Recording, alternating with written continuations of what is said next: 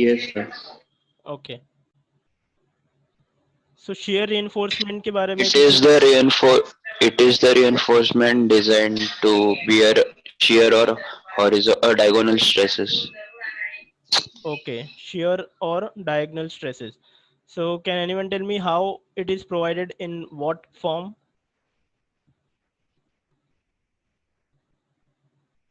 Stirrups. Stirrups, correct. So it is provided in the form of stirrups. So I think basic idea everyone is aware of the shear design, because this topic we have in WSM also, and the same we will have in LSM also. Okay, so the concept is the same, the procedure is also the same, the only slight difference in the formulae. Okay, so here in working stress method we will be using the stresses, and in LSM we will not use that. So in LSM we will use the factored loads, here we will use the unfactored loads. That is the only difference. So once we have done this topic in WSM, so it is just going to be a repetition in the LSM also. So pay attention carefully whatever we are doing here. So no need to actually learn again in LSM. So in LSM we will just do it in the revision form. I hope this is clear. So I'll just share the screen. We'll just go through the first the theory part of the shear, and then we will start with the numericals.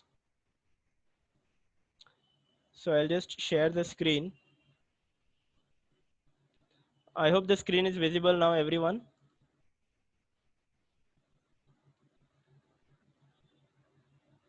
Yes, is the screen visible?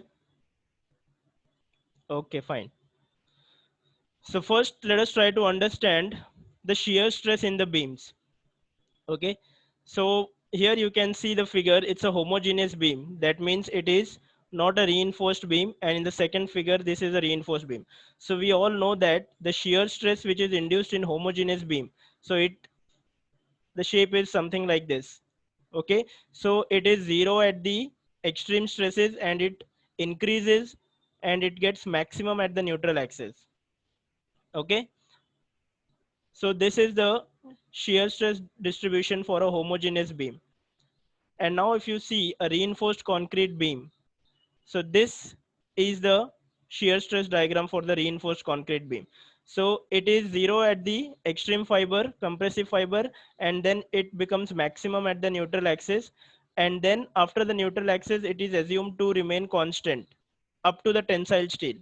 Okay, why we have assumed this? Because below the neutral axis, we do not take the action of the concrete. So we neglect the concrete below the neutral axis. Okay, so if you see this, if you want me to zoom, I'll just zoom it. Okay, so if a beam of homogeneous material is loaded with the concentrated load, the shear force at any section of the beam is given by W by 2. So you know that the shear force at any section is given by W by 2. So now if equal resistance to shear force could be offered throughout the depth of the beam, okay, so in that case the shear stress at the section would be, shear stress is nothing but force upon area, so load upon area. So I have multiplied with the area of the section. So this is the shear stress we are talking about. So now if the shear stress in a homogeneous is zero at the top, I have just mentioned, and bottom face, and increases to its maximum value at the neutral axis of the beam, that is at d by 2. So hence the shear stress diagram is parabolic. So now moving on, shear stress induced in RC beam. So I've just explained you this also in reinforced concrete beams, how the shear stress is induced. So in case of reinforced concrete beams, the concrete below the neutral axis is neglected, and shear force is assumed to be resisted by the bond between steel and concrete. So below the neutral axis, it is assumed to be resisted by the bond between steel and concrete. So hence the shear stress in a RC beam increases from zero at the top of the beam to its maximum value at the neutral axis. Okay, and it remains uniform from there up to the tensile steel. Okay, so that was the basic. So now let us move on to the actual terms which we are going to use. So the first is the nominal shear stress. So what is nominal shear stress? Nominal shear stress represents the average intensity of the stress in the beam, and it is given by tau v is equal to V upon BD. Okay, so this is as per the IS code approach. Okay, so this whatever we are doing, remember, we are doing as per the IS code approach. So now, can anyone tell me what is the shear stress distribution as per the conventional formula for the shear stress? Anyone remembers?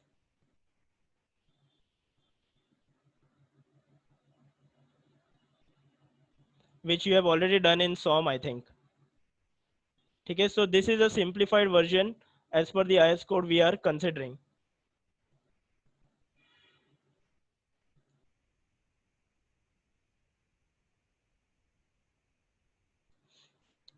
So tau v is the first which we are going to deal is tau v. So it represents the average stress. Yes, I think someone is writing in the chat box. Shear force upon area. Okay. Not exactly what I was looking for. So now let us see what are the different terms in this. So where tau is the nominal shear stress. Okay. Yes, correct, Abrar. So it is given by V into A into Y bar upon I into B. Correct. So this is what we have already studied in SOM. So this is the simplified version as per the IS code. So let us see what are the various terms involved. So tau V is the nominal shear stress and V is the shear force. Okay. So the only difference is when you actually do this in LSM. So in place of V, you will take it as ultimate force, VU. Okay. So in WSM, you will consider only the working force. So this is the shear force which we will find out, and B is the breadth of the member. For flange section, it shall be taken as the breadth of the web. So still we have not dealt with flange section, so we will see that in LSM. And D is the effective depth. So very simple, nominal shear stress is given by V upon BD. Now moving on to the next term. The next term is very important, design shear strength of concrete. It is called as tau C. So this value tau c depends upon the percentage of the tension reinforcement and the grade of concrete. Okay. So remember, whenever you're dealing with WSM, so the IS code which we will refer, that you have to deal with the working stress method. So I have also mentioned the IS code to you. I think the last section deals with the working stress method. So after page 80, you will see that. So remember this design shear strength. For WSM, we have a different table, and for LSM also we have a different table. So just take care of this when you're solving WSM problems. So just refer the WSM table. Okay. So now let us see the conditions. So tau c is nothing but the design shear strength of concrete. So whenever the shear acts on the beam, we know that even concrete will have some capacity to resist that shear. So that is given by nothing but tau c. So the first condition is if tau v is less than tau c, then shear reinforcement is not required. Okay, so this condition is clear to everyone. Very simple it is. Tau v तुम्हारा जो acting stress है, ठीक है, due to the load, if that is less than the capacity or the capacity of concrete to resist that shear, so in that case, is there any need to provide shear reinforcement? It is not. I hope this is clear to everyone. So if tau v is less than tau c, no shear reinforcement is required. However, minimum shear reinforcement should be provided as per IS 456. But still what IS 456 says that minimum reinforcement you have to provide. Even though if it is less than tau c, still you have to provide the minimum reinforcement, and this is given by SV is equal to 0.87 Fy into ASV upon 0.4 B, where B is the breadth of the member. Is this clear, everyone? So this SV is nothing but the spacing between two stirrups. Okay, it is given by 0.87 Fy into ASV upon 0.4 B. Now let us see what are the terms involved in this. So where Fy is So the character. minimum strips, sir, Yes. minimum strips stirrups provide करना है, so उसका diameter 6 ले सकते हैं क्या? Yes, you can take as 6 mm. Okay, ठीक sir. है, हाँ, तो स्टीरअप्स के लिए generally we assume less diameter, 6 भी ले सकते हो, 8 से भी you can start. Yes, so where Fy is characteristic strength of the shear reinforcement, and remember this is very important, it should not be more than 415. ठीक है, तो हम लोग स्टीरअप्स में जो भी स्टील प्रोवाइड करेंगे, remember the grade of the steel should not be more than Fe 415. ठीक है, and the next is ASV. ASV is the total cross sectional area of the stirrups effective in shear. ASV क्या है? अगर suppose हमने assume किया 8 mm diameter का stirrups provide करेंगे, तो उसका area is nothing but ASV, and then SV is nothing but the spacing between the two stirrups. ठीक है, so this is the minimum criteria. इसके बाद you also have to check the spacing. ये these are the two different criteria for the spacing. ठीक है, maximum spacing should be less than this, so SV should be 0.75 into D or 300 whichever is less. ठीक है, ये वाला spacing find out किया, फिर second ये क्राइटेरिया से चेक किया, और थर्ड ये, तो तीनों में से जो भी लीस्ट रहेगा that we will provide. Is this clear everyone?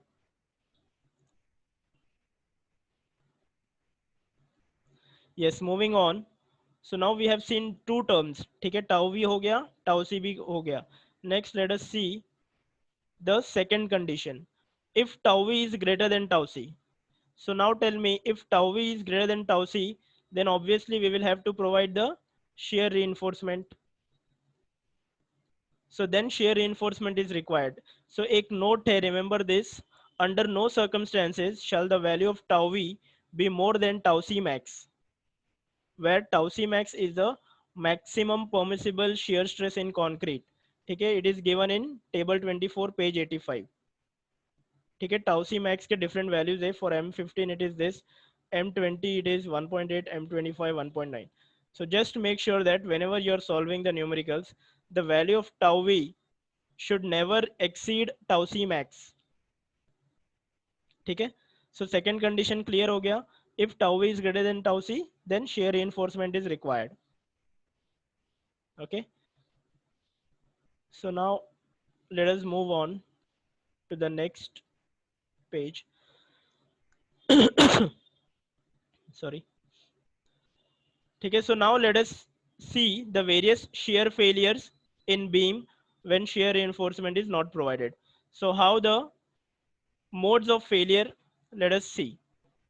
So these modes of failure, these they have come up with rigorous experiment test, and it has been observed that the beams without shear reinforcement can fail in the following ways. ठीक है, first क्या है? It is diagonal tension failure. So what is diagonal tension failure? I'll just, ठीक है, so diagonal tension failure, you can see the first figure. ठीक है, so this occurs at near the support. ठीक है, nearer the support you will find this diagonal tension failure. And what is diagonal tension failure? When the magnitude of the shear force is large in relation to the bending moment. ठीक है, so this is basically due to the shear force. ठीक है, when the magnitude of shear force is large as compared to the bending moment, then you can find this diagonal tension failure.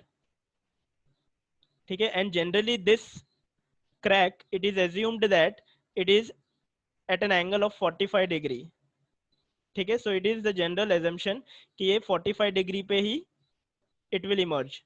And then the second type of failure is the flexure shear failure. ठीक है, so this is the flexure shear failure. So this is the crack will look something like this.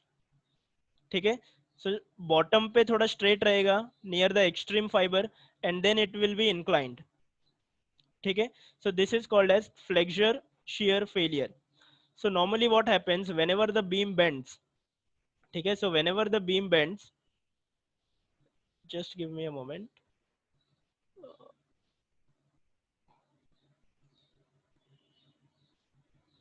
हाँ, so whenever the beam bends, so we know that the bottom part is under tension, okay, the top part is under compression. So this portion may you will find this slight crack. ठीक है, तो ये जो crack है इसको बोलेंगे flexor failure और flexor crack.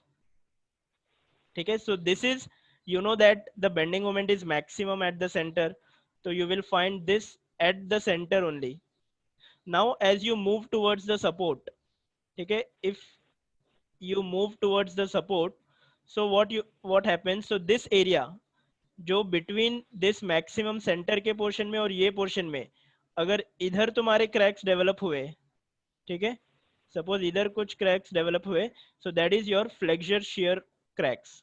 ये है प्योरली फ्लेक्सर क्रैक, और ये जो एरिया में डेवलप होंगे that is called as flexure shear crack.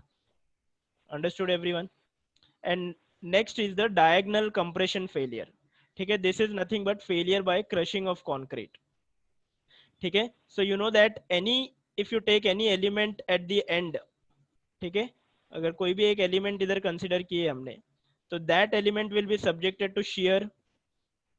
ठीक है, so as well as bending. इधर तुम्हारा प्रिडोमिनेंट इफेक्ट क्या रहेगा? Shear. If you come here, predominant effect क्या रहेगा? Bending. So this diagonal compression failure we are taking care of the tension, but what about the compression? ठीक है, अगर ये स्मॉल एलिमेंट है, सो इधर तुम्हारा टेंशन एक्ट करेगा, और इधर कंप्रेशन। सो टेंशन के लिए तो we are designing the shear, what about this compression? If this compression exceeds, तो ये तुम्हारा फिर डायगोनल कंप्रेशन फेलियर हो जाएगा। Understood everyone? So this is, I have just represented with this figure. So the last mode of failure is the diagonal compression failure. So I hope this is clear. The different modes of failure is given by this. ठीक है, तो इसी के basis पे cracks भी you can classify. So there are flexure crack, and then there are web shear crack, and then diagonal tension crack. Okay, so now let us move on.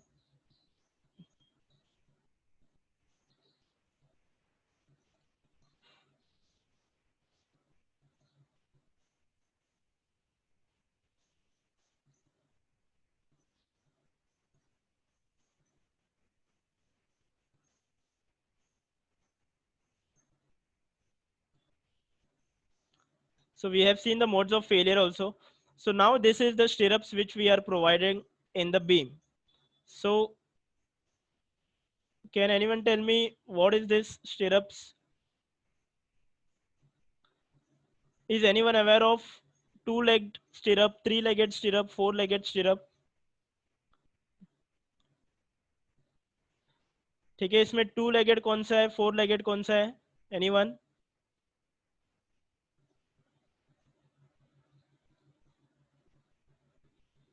I think this, a lot of students might already know this stirrups, right? Based on the hook.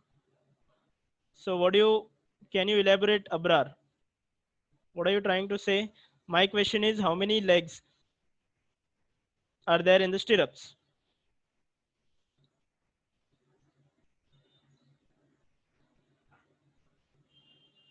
Yes, you can unmute yourself and answer, no problem. Yes, anyone else?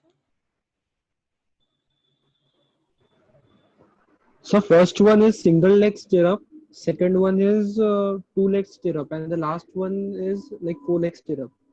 The last one is Four leg stirrup. two-legged stirrup. Okay, what is your name? Sir, Atharva. Atharva. Okay, Yes, anyone sir. else? What Atharva is saying, is that correct? Or if anyone feels otherwise, they can just answer. Okay, my question is very simple. I think those who have already done this in diploma, they should know this. कि number of legs कितने हैं इसमें? इसका sir single है, first वाला जो आप में रखा है First ना, वाला सिंगल single है. हाँ ये सिंगल है. No, it is not single. ठीक है? सर सिंगल एक ये बनता है ना उसका. No, anyone else? Nobody knows. the number of legs stirrups. Okay, so this is your two-legged stirrup, and even this is your two-legged stirrup. Okay, you can see I've just marked here this. So that is called as the number of legs of the stirrups. Okay, the number of legs of the stirrups means the section which is actually contributing to shear, contributing for the resistance of the shear. इसके लिए उसको बोलते हैं legs. ठीक है, so this will contribute to the resistance of shear, even this will contribute to the resistance of shear. So this is a two-legged stirrup, even this is a two-legged stirrup. I have marked here, can you see my cursor? Now in this case this is a, ये भी resist करेगा shear के लिए, ये भी resist करेगा. So this is 1 2 3 4-legged stirrup. Is this Yes, clear sir. everyone? I sir hope तो this one is leg stirrup पता रहेगा? yes, one-legged stirrup कैसे रहेगा? Very good question. ठीक है, so one-legged stirrup, I'll just, ठीक है, so one-legged stirrup will be something like this. Okay, just, ठीक है, तो suppose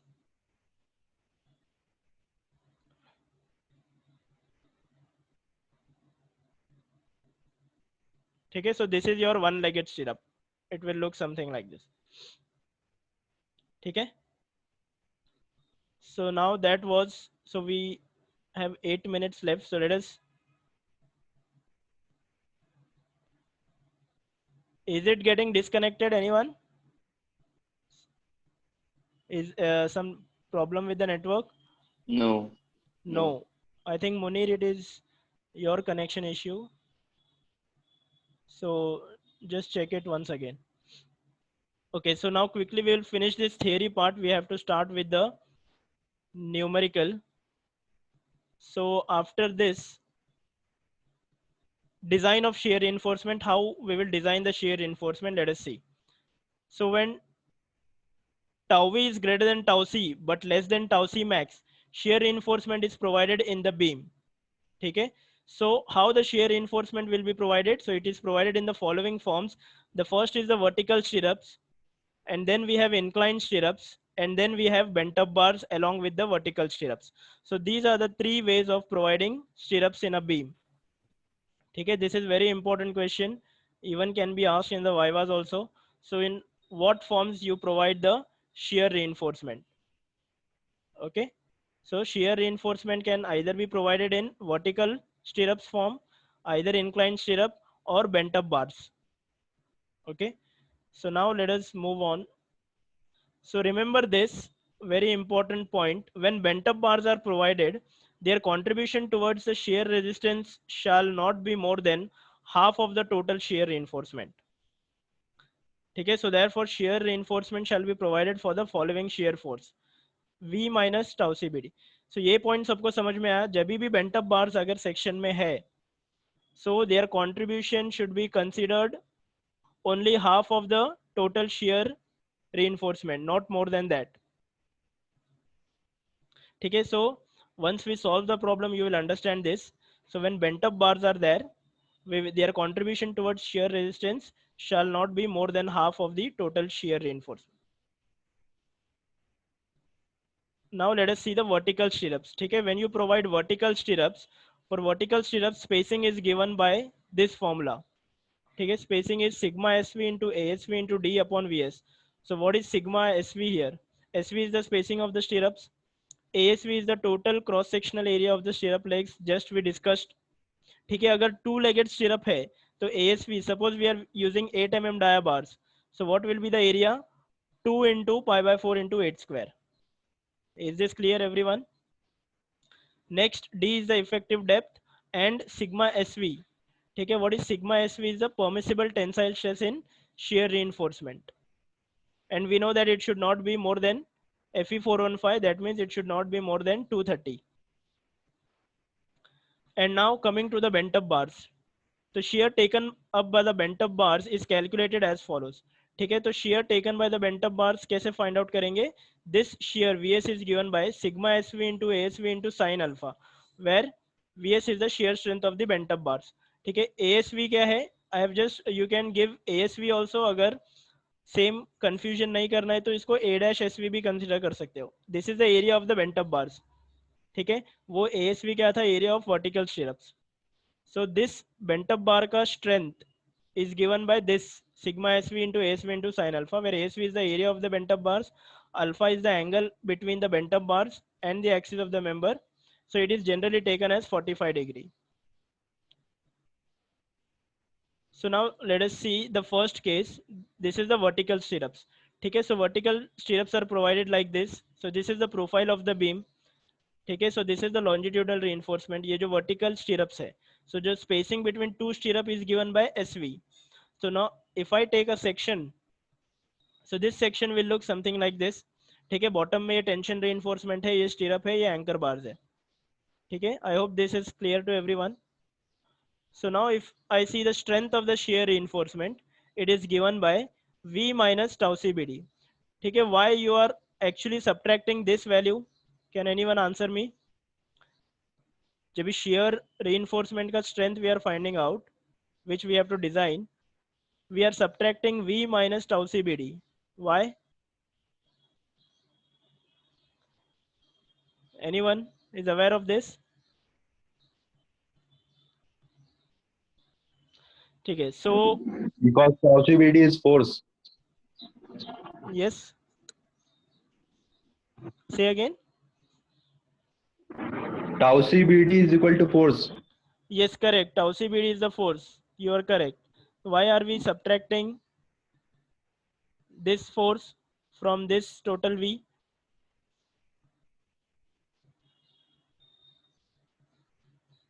Okay, so remember I have just told you that some shear will be taken by concrete.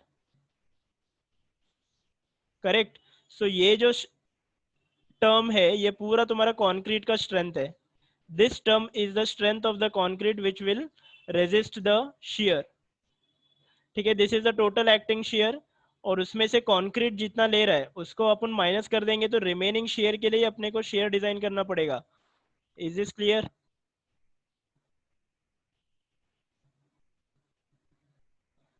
yes, so this is the shear force taken by the concrete. So that is the reason this stress we are multiplying by the area, then we will get the force. So when you subtract this force from the total force, that will be the design shear for which you will design the shear reinforcement. I hope this is clear. So spacing is given by sigma SV into ASV into D upon VS. Okay, so this is the equation for spacing. You will have to remember this. So this was the first case. In case of vertical stirrups, this is the criteria. Now next coming up to the bent up bars. ठीक है, bent up bars मतलब क्या? Suppose this is your longitudinal reinforcement. ठीक है, and suppose in that one bar is bent like this. So that will also resist the shear. ठीक है, so that is the reason we bend some bars at the support so that it will take some shear. So here let us just check the cross section, section XX, and this is section YY. ठीक है, section XX क्या है? There are 4 bars at the bottom, tension reinforcement 4 है, and now suppose I have bent 2 bars. 2 बार को मैंने bend करके ऊपर लेके चला गया, तो सेक्शन YY में ये 2 बार इधर दिख रहे टॉप में. So this is your bent up bar. Understood this everyone? Section समझ में आया सबको? ठीक है, so now in case of bent up bars, the shear strength of the bent up bars is found out by this sigma SV into ASV into sin alpha. Alpha is again the inclination of the bent up bar with the horizontal. Yes, now the session will end. Okay, so we will join in the next session after 10 minutes. Okay.